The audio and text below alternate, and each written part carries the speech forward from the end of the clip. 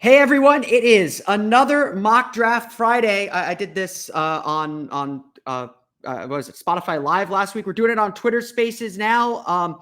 If you're listening to this on the record, sorry, we'll do this again next Friday probably. It's time to go for another mock draft. We did a quick tankathon spin. The Magic are again not so lucky. That's just kind of been my luck as I've done these spins. But I want you guys involved. I'm going to ask some of you if you want to raise your hand. I don't know if that's a thing that can be done here. To make some of these picks. And let's go through some of these draft scenarios and talk about some of these prospects as we get ready for the NBA draft. For those listening on Locked On Magic, here comes the intro. You are Locked On Magic, your daily Orlando Magic podcast, part of the Locked On Podcast Network, your team every day.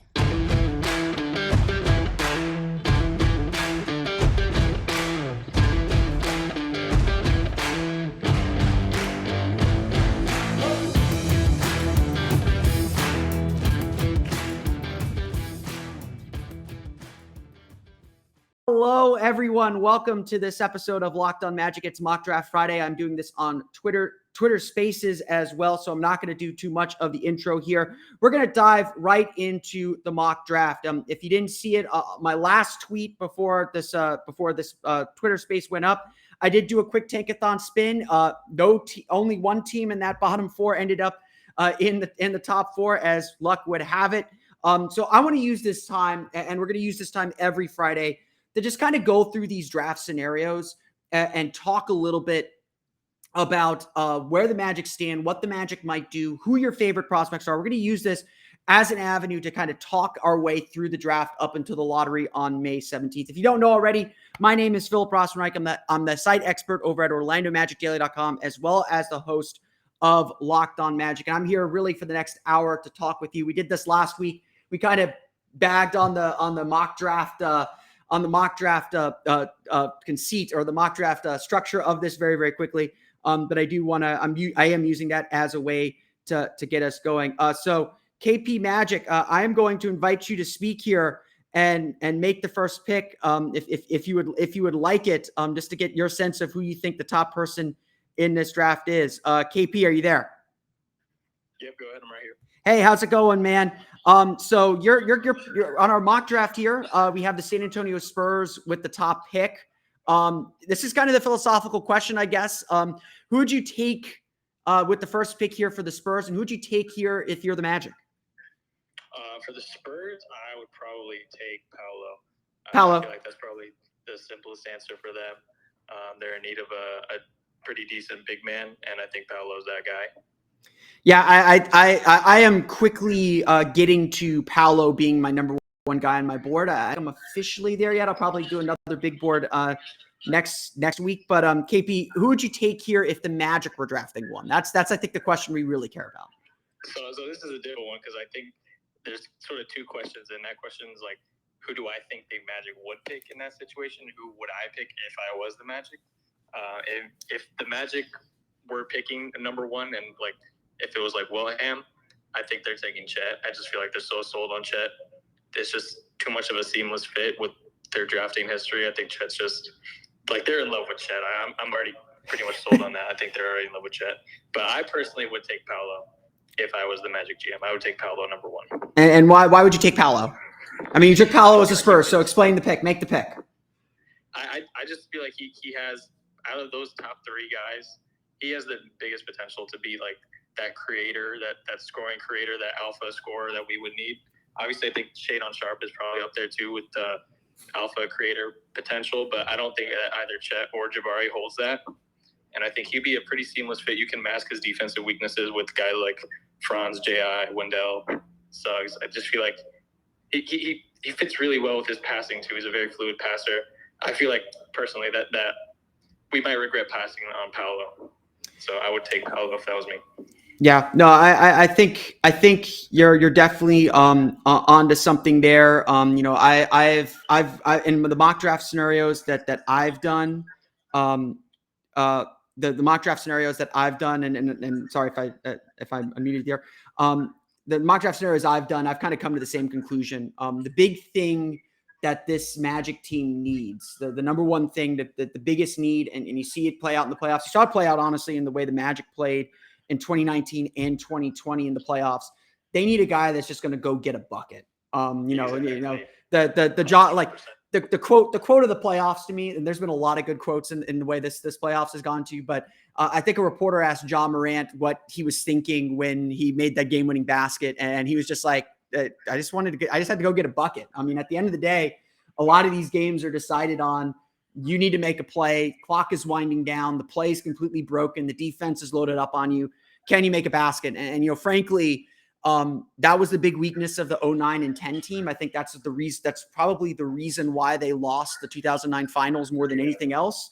I think that's the reason why that 2010 team fell short against Boston, because they brought in Vince Carter essentially to be that guy, and he wasn't anymore.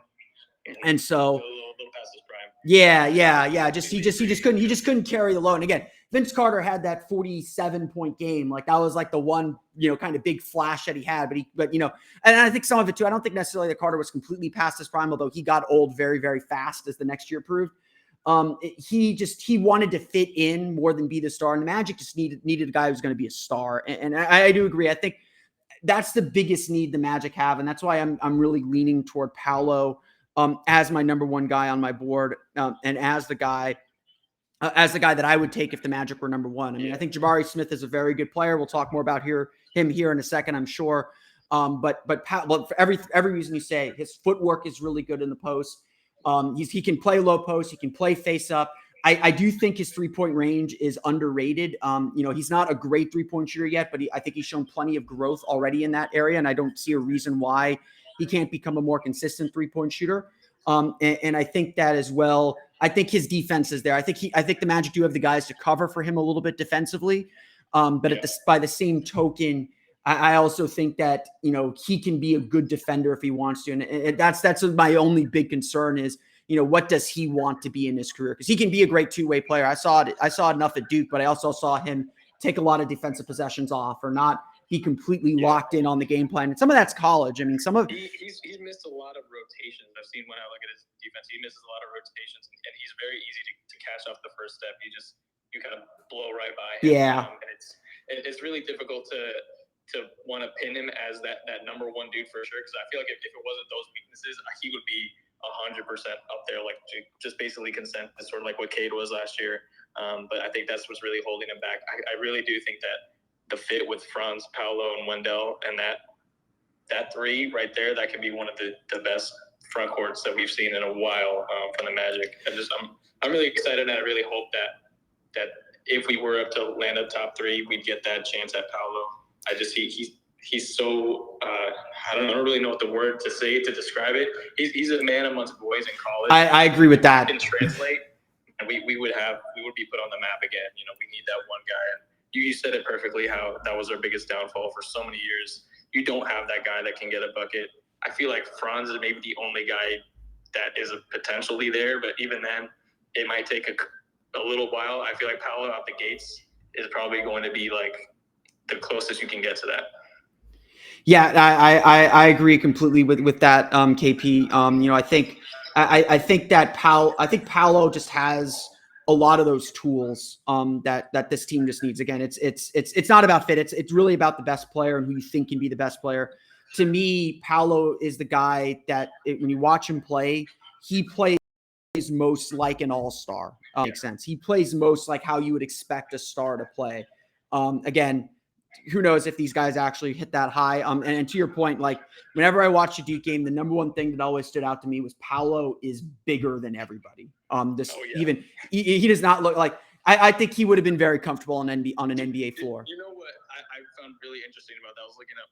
He's the exact same size as Wendell Carter Jr., but the way he flows on the court, he does not move like that. He moves exactly like a fluid guard. It's crazy. Exactly. And honestly, that's like been the biggest surprise to me is again, I've seen a lot of Magic fans kind of talk like, where are you going to put Paolo? He's a 4 or 5 or like people have kind of like tweeted at me or sent me messages saying, why would we take Paolo? We already have Wendell. And I'm just like, that they're not the same player. Like Wendell's a center. Paolo's a wing. He can post up fine because he's big, but he's a wing at the end of the day. He has the bonus. He has the bonus of being big and being physically dominant, but he plays like a wing, a very skilled wing. even at that size. So he just has like these physical tools to be completely dominant versus like any matchup. You know, a center is too big too slow to catch up with him. A 6'6" forward is too small to handle him in the post. He has a lot of tools to be able to just bully and just destroy matchups. And I feel like that translates to the NBA. Like that's what I've seen from his tape is he takes on matchups, he takes on 1v1s. It's just, I think it would be a thing of beauty to see him on the Magic.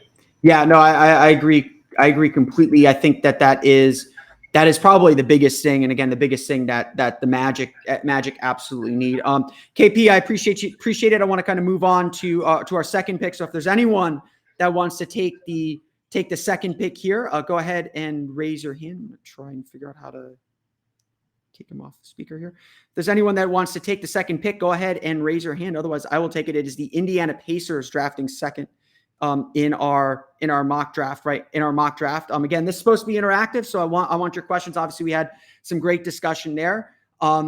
Looking for someone that wants to take on the second pick in the draft as the Indiana Pacers. Going once, going twice. Okay, then I will end up taking the second pick in the mock draft. Again, that is posted on the Orlando Magic Daily Twitter page at OMagicDaily. The second pick in the draft goes to the Indiana Pacers. You know, I think this kind of goes chalk as well. You look at the Pacers; they're really set at guard with Tyrese Halliburton. They have Malcolm Brogdon, although I think there's some rumors that they want to trade him. They've obviously got Miles Turner. They've got Buddy Hield on the wing as well. I do think that this would be a really good landing spot for Jabari Smith, and he'd be a perfect player under Rick Carlisle. You know, I think I still have Jabari Smith number one on my board. I think that is certainly something that could very, very easily change here. In the next week, whenever I decide to put out my next big board. It's probably going to be next week that I'll put out my next big board.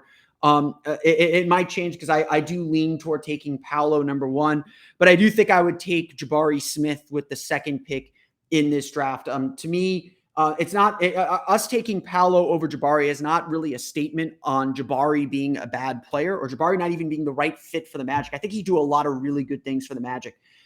He is really good shooter, really good defender. I've kind of joked, just to give the Magic comparison, I've kind of joked that he's got the athleticism of Seattle Rashard Lewis with the three-point shooting of Orlando Rashard Lewis. And we all love Rashard Lewis, and Rashard Lewis would be a great player. If you plop Rashard Lewis on this Magic team, they'd be instantly a lot better just because of the floor spacing. Rashard Lewis was an underrated post player too. I think that's something, a really good passer. I don't think Jabari Smith's quite the passer that Rashard is. And I do think we underrate Rashard Lewis's defense a lot. He was really good defensively in his years in Orlando. But I do think that that's not necessarily the star. And I think that's why that's why I think a lot of us are tending to lean toward Paolo Banchero if the Magic do end up with the first overall pick rather than Jabari Smith. But if the Magic, you know, again, he checks off all the boxes for Orlando, when it comes to what they look for. He's got great wingspan. He's defensive minded. He's a good shooter. He's not going to play too far out of his box. He's going to look to fit in, which again might be part of the problem. That was certainly, I think, part of the problem ultimately at Auburn. For this Magic team, they needed something, you know, for that Auburn team is, you know, the guards took over when they needed to get the ball to Jabari, when they needed to get the ball to their best player. I don't think the Magic would be wrong to take Jabari. I think he'd be a really good fit in Indiana for that matter. Just to add more shooting to a team that was playing at a really good pace and doing a lot of really, really good things. Again, if you want to raise your hand, if you want to make a comment or join the conversation, please feel free to do so. This is my time for you guys. I want to answer your questions. Or, you know, we're certainly using the draft here as a sort of framing device to get us talking a little bit. But if you have any Magic questions, feel free to jump in and make those comments. I'm also looking for you guys to help participate in this mock draft and in what we're doing here for the conceit of our show, for kind of the framing of why we're here. So feel free to raise your hand if you want to take a pick. The third pick will belong to the Indiana Pacers, to the Oklahoma City Thunder. I think we can all guess where they're going to go. I think that's they pretty much telegraphed who they want to take with the third pick, but I'd be interested to hear what you guys have to say. And again, you know, let's take Paolo off the board here as well. who would you take if the Magic had the second pick? I definitely want your comments and your thoughts as well. So feel free to raise your hand. I will keep an eye out for anyone that wants to participate in the conversation. That's what these Twitter Spaces are for. So third pick in the draft. Anyone want to take the third pick in the draft for the Oklahoma City Thunder? The Magic are drafting 6, so we'll talk about some of the options there if the worst happens. Let Daniel. Is that an invite to? Do you want to take this pick for Oklahoma City, Daniel? We'll see if he wants to jump on here. Hey, Daniel, how's it going? Going well. How about yourself? I'm doing well. What do you before we dive into the Oklahoma City pick? I will put you on the spot twice here with Paolo Banchero off the board. Who would you take if the Magic were picking second? Jabari Smith. Okay, we're all in agreement there then. In that case, third pick in the draft, I will give you the honors. Who do you want? Okay, with the third pick, the Oklahoma City Thunder would select Chet Holmgren, /center out of Gonzaga. / everything. I think that is the right pick. Again, we'll frame this to the Magic then. Don't go with how the draft is gone. We heard JP say this earlier. Who would the Magic take with the third pick in this draft, the way it's shaken out so far? The Magic would take Chet. They would Okay. probably think long and hard on Shaedon Sharpe. Okay. I do think that he does fit the Weltham guideline. He does have the wingspan, and he does play exceptional defense. But I think they would end up going Chet.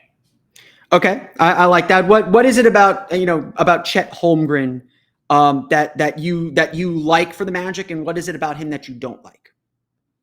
What I like is he reinforces our strength of defense. He can be Jonathan Isaac if we have Jonathan Isaac on the bench to start the season, because he can be the weak side help that Mo Bamba we hoped for but never really was when it came to blocking or derailing shots, since Wendell will be playing more centers. Chet also can run in fast breaks. That way we can continue to be an up-tempo team with Fultz. And the other thing that I like about Chet is Chet also can hit the trail threes like Bamba. If we lose Mo Bamba, we are losing our best three-point shooter by numbers from the starting lineup last season.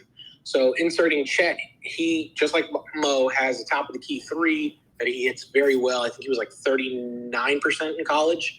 So it fits. It's a seamless fit to that. Yeah, no, I agree with all that. Interesting fact. I was looking this up. I did the post on five questions for the offseason. Wendell Carter played, I think it was about 37% of his minutes at center, according to Basketball Reference this year. And it was something like he played 60 some odd percent. I forget the exact number, but it was more than 60% of his minutes alongside either Mo Bamba, Mo Wagner, or Robin Lopez. So I part of me, part of me is this little conspiracy theorist here. Part of me believes that part of what the Magic did this season was playing Mo Bamba and Wendell Carter.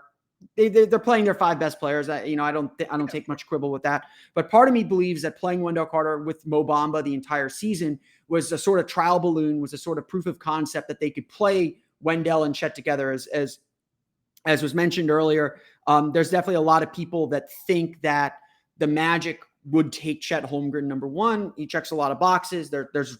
He's of all the players in this draft, Chet Holmgren is the only one that's potentially kind of generational. Now, I would argue that there's maybe a better version of Chet Holmgren coming in next year's draft. Yep. But if you're looking for Victor Wembanyama, if you haven't seen him, go check him out. Hopefully we won't be checking him out so much this season, but hopefully we don't get to mention that name next year. Yeah. Hopefully, or if we do, it'll be because we lucked into something really nice. But yeah, we had our penny moment again. Yeah, exactly. But by the same token, there are not a lot of players doing what Chet Holmgren is doing. And to some extent, you look at who the top 2 MVP candidates are, Joel Embiid and Nikola Jokic. Those are sort of Chet Holmgren type guys. They're centers who pass, who shoot threes, who do things that centers aren't supposed to do, and they post up. Now, obviously, we all know that the issues with Chet Holmgren are his frame and his strength. He's got to put on a lot of muscle to get where anyone needs him to be physically. But I think a lot of that's going to come as you get into an NBA workout program. this is not so much a knock on Mo Bamba, but Chet Holmgren is not afraid to contact. He is not afraid to take a hit. He will dish out a hit. He won't move anyone very much, and he'll get moved around a lot, but he's definitely not afraid to take a hit. And I think that is a big distinction with him. And why I don't think, I mean, again, I don't think he'd be a bad pick, number one. I don't think he'd be the wrong pick anywhere. And I think, again, he's going to need the right situation.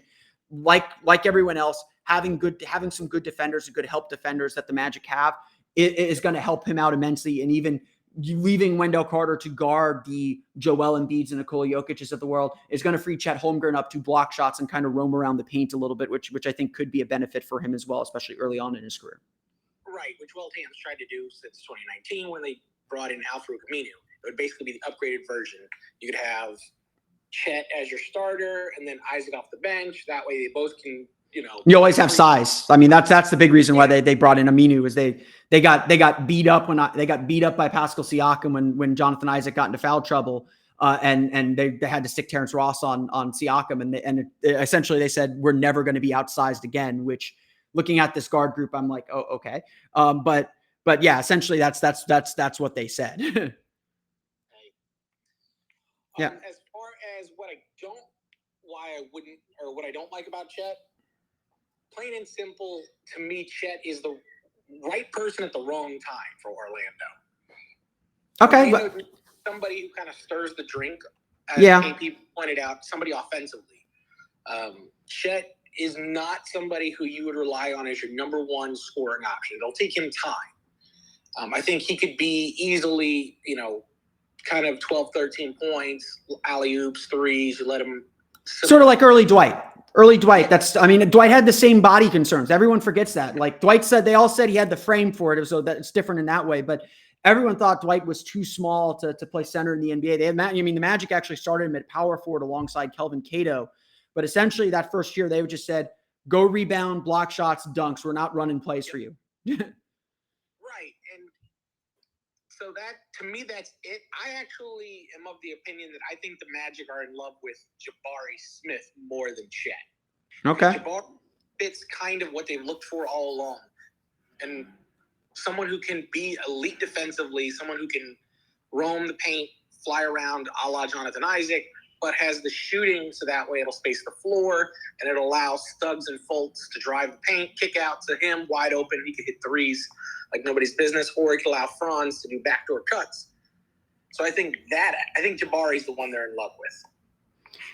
Yeah, no, I think, honestly, I think we'll get to this, when we get to the sixth pick. I think the Magic, that makes a ton of sense to me because the guy I think the Magic are actually in love with outside of the top group is Keegan Murray. Yeah. Magic are definitely in love with Keegan Murray. Yeah, I think they are 100% in love with Keegan Murray after those top guys. And that may include Shaedon Sharpe, that may not include Shaedon Sharpe. But outside of those top guys, like Keegan Murray is like the light version of Jabari Smith. If we land 4, 5, or 6, I would be shocked if it's not Keegan Murray.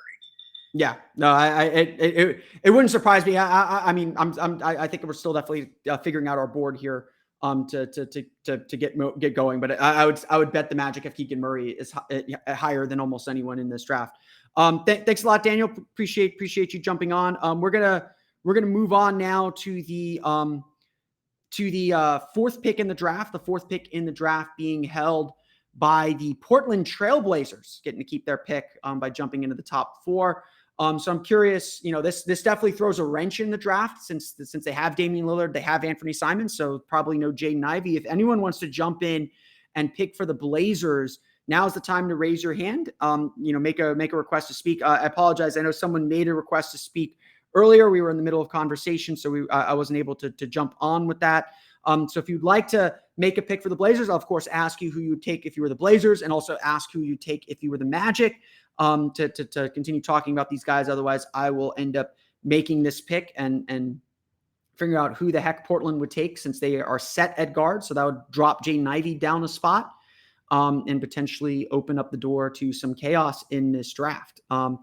So I will say, anyone want to take the pick for them? Don't be shy. I do not bite. I promise. Going once, going twice, sold. Okay.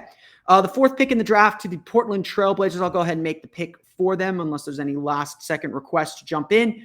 Portland, I think they're in a really interesting spot. Obviously, the biggest need they have is at center. They have Yusuf Nurkic. He's set to become a free agent. I think that they would probably take, they probably think they're closer to contention and closer to competing for something real here than most of these teams. After they jump in, I don't think they would take Jaden Ivey. I think Shaedon Sharpe is someone they think about a little bit as kind of the most talented guy in the draft. But I think if Portland is drafting fourth in this situation, I think they're taking Keegan Murray from Iowa, the guy we were just talking about. Like we said, like Daniel and I said, the big thing with him is he's a little bit older. He's had a couple more years in school. There's definitely a lot to be said about there haven't been many guys his age to step in and be a star player, but with Damian Lillard there, with Anthony Simons, who they really like there, they have their backcourt set. They need some help on the wings. They need some defenders on the wing. They were really missing, kind of what they were hoping to get from Robert Covington. They were missing, what they lost in Al-Farouq Aminu, what they lost in Trevor Ariza. And so I think that Keegan Murray fits them really, really, really well. Murray is a fantastic shooter. He really developed into a strong shooter at Iowa last year. Iowa had a really stellar offense, a really good offense there. And so I do think that what would happen in this scenario where Portland gets the fourth pick in this draft, I think that they would end up drafting Murray. He gives them instant shooting, instant defense, some instant length on the wings.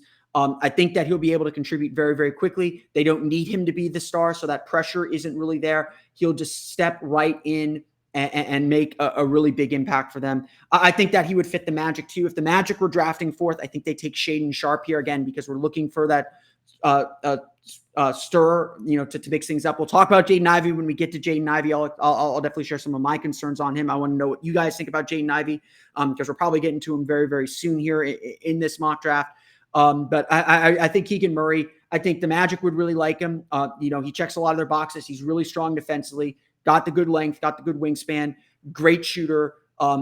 Just really would fit into what they're doing and kind of in the flow of what they're doing. They wouldn't have to change very much with him as well. But again, I think the reason why we would dock him a little bit is because he's not kind of the straw that stirs the drink, to use the Reggie Jackson parlance. And so I think that Murray would be a really good player to add. I think that he would make a really good impact for any team that he plays for, but for a team like Portland, especially, that's an instant impact for them. That's an instant guy to add to that team. We're going to move on now to the fifth pick in the draft. The Houston Rockets are up next with the fifth pick. So anyone want to jump in and make the pick for the Houston Rockets here at number 5? I'm sure we'll get to some Jaden Ivey conversations here. If you want to share your thoughts on Jaden Ivey, I'm sure that's coming up. I'm curious what you guys think about Jaden Ivey as a potential fit with the Magic. I know I have my opinions, but this is your space as well to enter in. So feel free to raise your hand, make a speaker request. I don't know exactly what the parlance is here in Twitter Spaces. Again, I want you guys to interact as well and be part of this. It's Mock Draft Friday after all. So I want you guys to help me out with this little mock draft that we're doing here. The Magic, of course, with the sixth pick. So we'll talk a little bit more about what the Magic's options are at 6. Should the most likely and disaster scenario happen here for Orlando.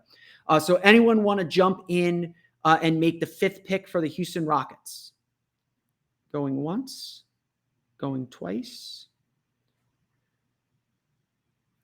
Okay, no one stepping in to pick for the Rockets. This is a really interesting spot for Houston if they end up fifth with the way that this draft has gone. I think they would be a good place to take Keegan Murray. I think they'd be a candidate to take Chet Holmgren. They've got Jalen Green. He's a good wing. So I don't know if they would necessarily take Shaedon Sharpe and necessarily take a guy who's that ball dominant like them, especially without a clear point guard. I do think that this is where we would see Jaden Ivey go if it's the Houston Rockets. I think Orlando would take would take Shaden Sharp here, again, for all the reasons that we've said and all that. But I think that this is where Jaden Ivey goes for the Houston Rockets. I don't think I have a lot of concerns about Jaden Ivey. I'm not going to lie. I'm trying to be more positive and focus on what guys can do because you can always get better. All these guys are super, super, super, super young. So feel free to come in and give me the pro Jaden Ivey debate. I want to be convinced on Jaden Ivey. I really do. A lot of people have tried to call him a baby Ja Morant, and you definitely see parts of that. He's really explosive. He can get to the basket. He can create shots off the dribble. But I think his consistency was really concerning at Purdue. He had a lot of shooters. His aggression at times, I think, was a little inconsistent as well. I would argue that the loss in the NCAA tournament to St. Francis, I'm not putting it all on him, but I definitely was waiting for him to take over that game and waiting for him to kind of assert himself in that game. And he just did. I don't think it was the defense necessarily doing that. I think that the zone really bothered him. I think Purdue's game plan wasn't great. I'm usually a big Matt Painter fan as a Big Ten person myself. I don't think they had a great game plan for that. And they tried to overuse the post and didn't really play their game. They kind of got taken out of the game. So I don't want to put too much emphasis on that. But you look at Jaden Ivey, there were a lot of stinkers. There were a lot of bad games. As much as there's these explosive dunks, there are also just these really bad in-between shots and really just kind of terrible shot decisions and shot making. So, I'm not merely giving him to Houston because I don't want Orlando to have him. There's, honestly, like I will say this, I get a lot of Dennis Smith Jr. vibes off of Jaden Ivey. You see all the tools there. You see the potential there. I was a big Dennis Smith Jr. guy in that draft. I was not surprised when they took Jonathan Isaac. But I wanted Dennis Smith Jr. for all the reasons that we've talked about some of these other players that we want them. But at the same time, Ivy still got the explosiveness. He's still got all these tools, but he's not a great outside shooter. He's very ball dominant. And if he's not getting to the basket, if he's not finishing at the rim, it's like, okay, what else can you do? I don't think he's elite at the things that are putting him in this spot in the draft to say, okay, if this doesn't hit, what happens next? Paolo Banchero, I think what he does, it's going to hit in some capacity, even if he's just like Andrew Wiggins. And again, Andrew Wiggins came in, huge hype, first overall pick, didn't live up to that, but he's still a very useful NBA player. Again, if it took him a while to accept that role. Chet Holmgren, Mo Bamba's still a useful NBA player, even if he's not everything everyone imagined. You don't know what you're going to pay him. Keegan Murray, if he's not a star, he's a great shooter. Jabari Smith, if he's not a star, he's a great shooter. There's these fallbacks. And the reason why I'm just getting increasingly lower on Jaden Ivey is I don't see the fallback. I don't see what he is if he isn't the best version of himself. And again, I don't think he's Ja Morant. I don't think that he's that level. You go back and look at Ja's level of play. Even against State, one of the best defenses in the nation, he struggled to shoot, but he kept doing good things. He was a great passer. He was a great rebounder. He had a triple-double in that game, if I'm not mistaken. He had a triple-double in an NCAA tournament game. Jaden Ivey's not doing that. If his assists are up, like 6, 7, 8 a game, if he was a great playmaker, then I'd be a lot higher on him. But the fact that he's just a scorer, especially, again, for the Magic, at least looking at their roster situation, I honestly pass on Jaden Ivey. I would take Shaden Sharp ahead of him. I might take Keegan Murray ahead of him. Again, the Magic need a guy that's going to kind of drive the action forward. But the Magic are locked in with a lot of young guards. The Magic are locked in with young players everywhere. That's part of the problem with the roster and part of the reason why the Magic are going to have to make some moves here in the very near future to consolidate this roster a little bit and make sure they're focusing on the guys they actually want to play. Bringing Jaden Ivey in would kind of muddle all that up. So I'm not merely picking him at 5 because I want Houston to have him. I don't want to have to deal with him with the Magic. I might take Ben Mathurin over him at this point as well. Call me crazy on that. Again, I'm looking. Someone make the pro Jaden Ivey argument for me. If you want to jump in and make a pro Jaden Ivey argument, I want to hear it. Again, it's not that I dislike Jaden Ivey. I think he can be a really good player, and I might be completely off on this, but I do have concerns that there's no fallback for him if he doesn't hit as his number one guy or as his main as the number one guy on a team. Like, what else is he going to do? Where else does he fit if he doesn't hit to that extent? Again, please jump in here and make the argument. I think this is one of the big debates that's probably going on in a lot of front offices and a lot of organizations as they try to figure things out. Houston, I think, would be a really good place. He can just kind of replace what Kevin Porter Jr. is doing. They've got Jalen Green. Him and Jalen Green, I think, would play really well off of each other and give themselves a really good chance to kind of grow and develop together. And I think that is a place that we can go. So our first 5 picks here in this mock draft, we had Paolo Banchero going number 1 to San Antonio. We had who do I have? Jabari Smith going number 2 to Indiana. We had Chet Holmgren going number 3 to Oklahoma City. Keegan Murray going number 4 to Portland.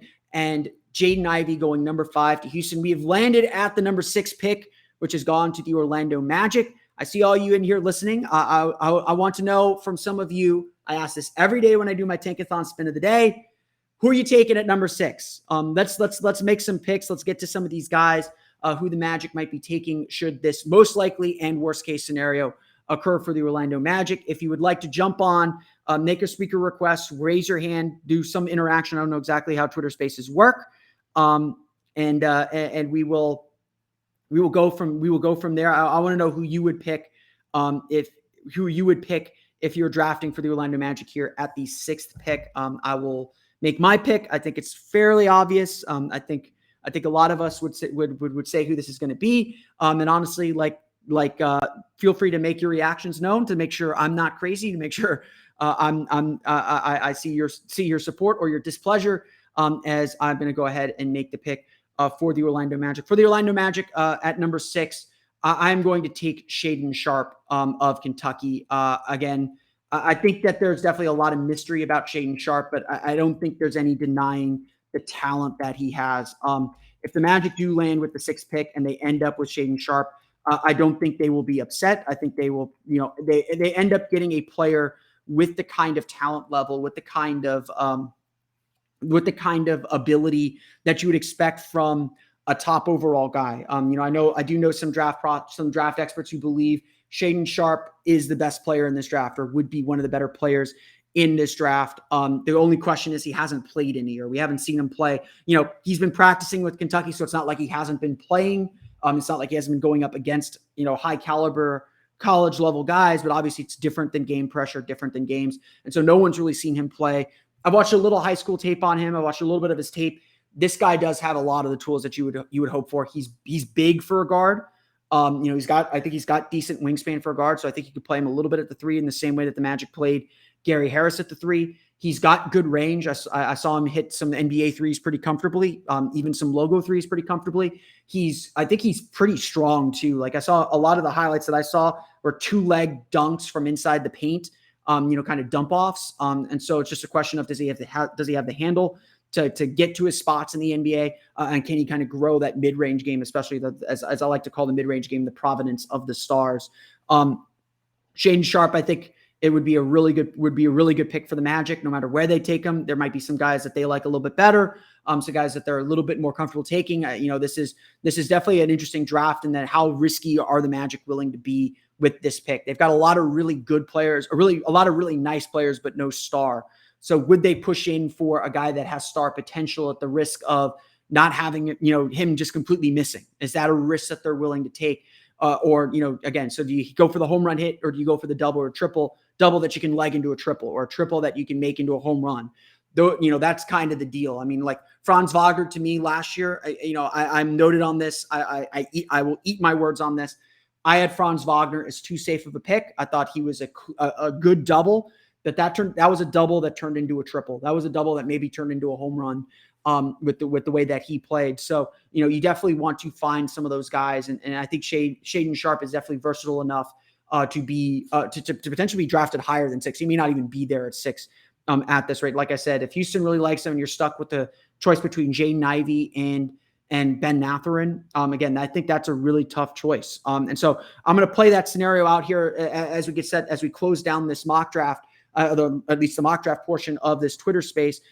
If let's say Houston takes Shaedon Sharpe at 5, I want to know from you guys, who would you take between Jaden Ivey and Ben Mathurin, or would you take even someone else besides Ben Mathurin? I want to know who are your guys outside of this top 6, and what would it take for you to take them at 6? in this draft. So please jump on in with your thoughts and comments. We're completing the mock draft portion. If you have any Magic questions at all, feel free to make a speaker request. Feel free to raise your hand, jump on in and join the conversation as well. This Twitter space is here for you. I'll hang out here as long as you guys have questions, as long as if y'all want to participate or not. Again, that's definitely your choice. But the question at bar right now is, if Shaedon Sharpe's gone at 5 and you're left with the choice of Jaden Ivey and Ben Mathurin or whoever else, who are you taking? Who do you see that's not necessarily in everyone's top 6 that the Magic could surprisingly take in the top 6? Ben Mathurin, for me, like I've said, I'm really comfortable with 7 guys in this draft. The 6 guys that we've talked about in Ben Mathurin. So if I'm defaulting to Ben Mathurin, that's why I am really comfortable taking Ben Mathurin in this draft. I think he's a great defender. I think that he's an improving 3-point shooter. He's really still young in the game, so I think there's still a lot of upside for him to grow. He can be a great scorer. I don't think that's necessarily the ceiling that he's going to hit. I think his level is probably as a nice 3-and-D player, with the potential to be a little bit more, honestly, to be a lot more, if he can still get there. But I think his chances of getting there are a lot lower than some of these other guys. Like Keegan Murray, I think is a very safe pick. Wouldn't surprise me if that's Ben Mathurin that goes to Portland at that pick, although I think he's more of a 2 than a 3 necessarily.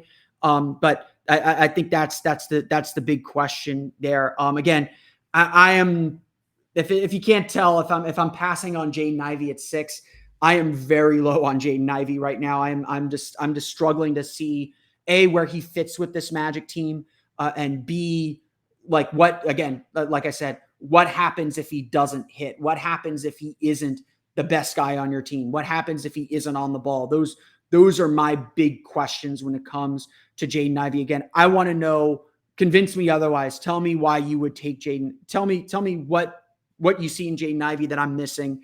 And again, I want to know who you would take outside of that top 6 group that we've said, that could maybe sneak into the top 6 if the Magic take the 6th pick. So feel free to raise your hand, make a reaction or something. I'll try and jump in, and of course I'll let you on as well. This is supposed to be an interactive period, an interactive time for us as well. So again, if you have any other Magic questions, feel free to jump on with those as well. Obviously, we got free agency coming up and plenty more as we start to wrap up here on our mock draft Friday. And again, my hope and my plan is that we will be able to do mock draft Friday fairly regularly until the NBA draft, until the NBA draft lottery for sure, and possibly even beyond as we lead into the NBA draft. So we'll have plenty more of these conversations. I want to make this more, I want to be more interactive with you, more kind of face to face with you when I can. So definitely don't think that this is the last time we'll be doing this as well. So again, we do have a request, so let's hear from Frankie Rivera. Frankie, how's it going, man? Frankie, there. Oh, we lost Frankie. Apologies for that. So seeing that there are no more comments that want to be made. Again, this is my maiden voyage on Twitter Spaces, so feel free to message me or let me know if there's anything more I can improve. We got a request again here. Shay Gorgeous, how you doing, man? Shay, are you there? Shay, you gotta unmute. Yo, what's up, Shay? Jaden Ivey, like if you miss out on Jabari Smith, Chet Holmgren, or Paolo, I feel like Jaden Ivey's like a no-brainer on board. Yeah, I mean that's definitely the convention, and I think in the draft process, we do tend to kind of like get stuck in our own thoughts and see what we want to see in a lot of these players. Like I try to go into the draft very much asking myself, what can a guy do over what a guy can't do? If that makes sense. Because I think especially we try to talk ourselves out of players as much as we try to talk ourselves into players. I would not be upset if the Magic took Jaden Ivey at 4 or whoever takes Jaden Ivey at 4. I've had Jaden Ivey 4 on my board for a long time, but I think especially for this Magic team, they're pretty invested in Markelle Fultz. They want to give him his chance.